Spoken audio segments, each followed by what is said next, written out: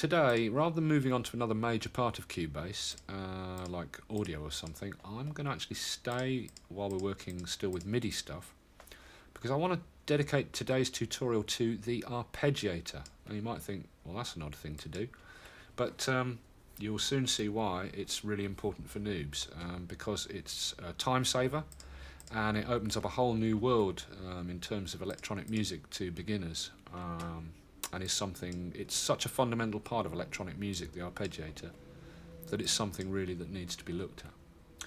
So what we need to do first is we need to get rid of some of the VST instruments we're using for the drum map. I don't want this Wave 13 player playing that What the Time You Have There Dread sample anymore, so we can get rid of that. I don't want this boom bass kick being played anymore as part of the pattern, this pattern, remember? Yeah, so we're going to knock that boom kick out completely, and I'm going to replace that with an A1 synth, which is another synth that comes with Cubase.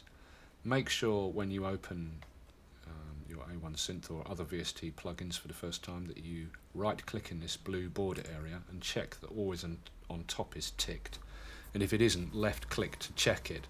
That way it won't disappear behind these other windows when you click on one of these windows. Okay, so there's our A1 synth open. I'm going to assign to it a fairly sort of common sound, which is in the lead section here, and it's called Nice and Fine, and it sounds like this. It's a sort of basic analog polysynth sound.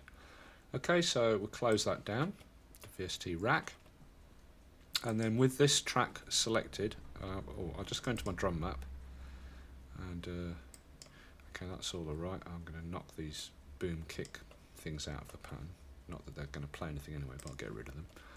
Okay, now this is the MIDI track here that I want to work on for today's tutorial. So with it highlighted, I look in my inspector column here, open up this very first top little plus icon there, and I access the in-out parameters for this track. Incoming MIDI is coming in from the Julia MIDI port on the Julia sound card I'm using, the ESI Julia, on this computer at the moment. And I'm going to assign the out here to the A1 synth. Okay? So I'll open up this channel now, and I'll just go into this, and we'll delete these two notes that were left over from the previous tutorial.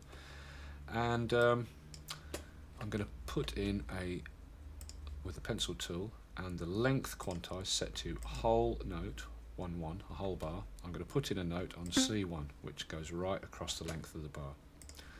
Okay, now back on this MIDI track, back in the arrange page, with that MIDI track header selected, I look in my inspector column here, and further down I can see here something called inserts. I open that up, and oh look, I've got 4 insert slots. Now noobs might be thinking, inserts on a MIDI track? What's going on? I mean, you know, when you first get into home studio, you check things out, and inserts are nearly always mentioned exclusively in terms of audio effects and processing audio. People will talk about putting a compressor on an insert on an audio track, or a gate or something, and as you may or may not know, anything that is an insert type effect means it's inserted in series across the signal path, so that all the signal passes through it, okay, as opposed to a send and return type effect, where you're taking a little bit of the original signal, sending it off to an effect, and blending that effect in back with the original sound. So we've got these insert slots on the MIDI track, and we can actually put MIDI effects onto a MIDI track. And there are a few, as you can see here. I won't go into what they do at the moment, because I want to concentrate on this first one, the Arpache 5, which is the standard, comes with Arpeggiator in SX2, which I'm using here. I don't know if they've revised it at all for SX3. I've got SX3 installed on another machine, but I haven't had the time as yet to check out the Arpeggiator for that, to see whether, I didn't even check it actually to see if they've done anything different. When your Arpeggiator opens, again, right click and make sure it's ticked as always on top, otherwise when you click on this background or your edit window, it'll disappear. Okay, there goes another huge lorry.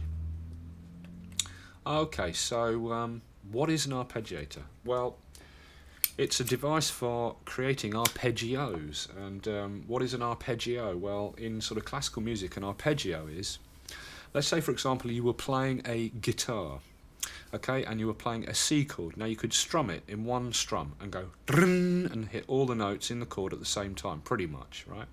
So although there's a little gap between them as you strum down, you're actually sort of going jing, or if you use your picking fingers and grab all the strings and pluck them all at once, you're getting a chord played. Or the same as if you played 3 or 4 notes on the keyboard all at the same time, jing, you get your chord. What an arpeggio is it's playing a chord and playing the notes in that chord one by one with a distinct gap.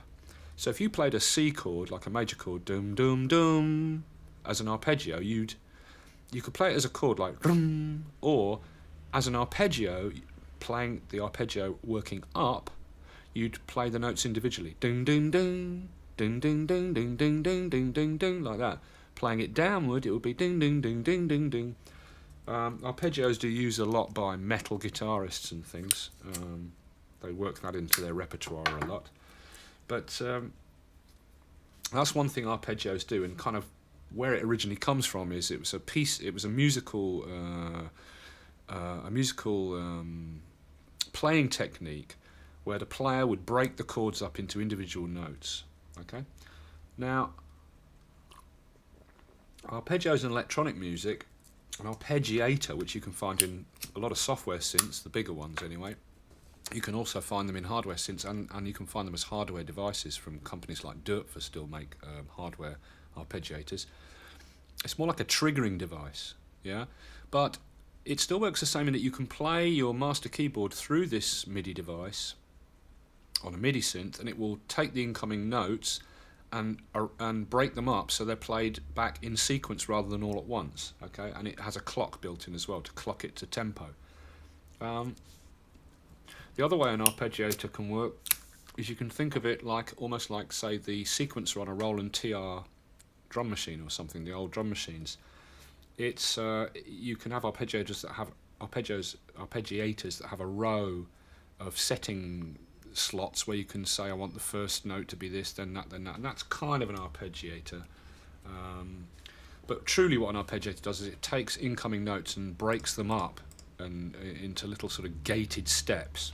Okay, so for example, with this single note installed in this pattern and with the arpeggiator open as it's defaulted here, and I hit play, the signal is passing through the arpeggiator from this single note, and it sounds like this.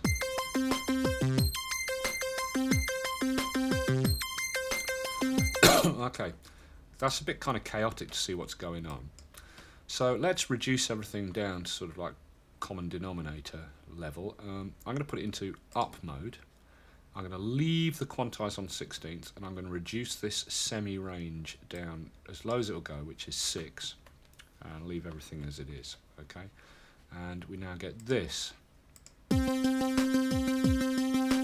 Okay, it's taking this note, it's passing through the arpeggiator, and it's gating it into little 16th blips, and every 16th step it lets through, in time with the clock of the sequencer, it's letting through a 16th in length. So I can reduce this length down to 30-second. You'll get shorter little blips every 16th coming through. Okay, here they come.